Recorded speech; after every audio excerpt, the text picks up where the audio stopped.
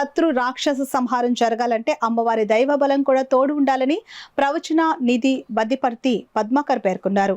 గొల్లప్రోలు మండలం చేబ్రోలులోని ఉప ముఖ్యమంత్రి పవన్ కళ్యాణ్ నివాసంలో దేశ సంరక్షణ లోక కళ్యాణం కోసం చేపట్టిన అంబాయాగం, చండీ పారాయణ, మణిద్వీప పారాయణ తదితర కార్యక్రమాలు అత్యంత వైభవంగా జరుగుతున్నాయి. జనసేన పార్టీ నాయకులు ఓదూరి నాగేశ్వరరావు దంపతుల చేతుల మీదుగా యాగశాలలో అంబా యాగాన్ని నిర్వహించారు. కాకినాడ ఎంపీ తంగెళ్ల ఉదయ్ శ్రీనివాస్ ఈ కార్యక్రమంలో పాల్గొని ప్రత్యేక పూజలు నిర్వహించారు. ఈ సందర్భంగా ప్రముఖ ప్రవచనకర్త బద్దిపర్తి పద్మాకర్ భక్తులను ఉద్దేశించి ప్రవచనం చేశారు. అనంతరం ఓదూరి నాగేశ్వరరావు, ఓదూరి కిషోర్ చేతుల మీదుగా వద్దిపర్తి పద్మాకర్ను ఘనంగా సన్మానించారు.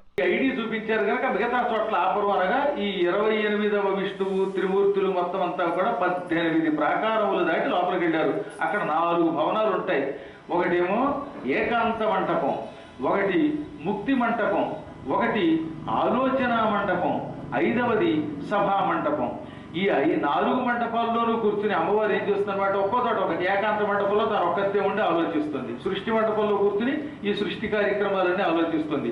సభా మండపంలో కూర్చున్నప్పుడు అక్కడున్న దేవతలందరికీ దర్శనమిస్తూ ఉంటుంది.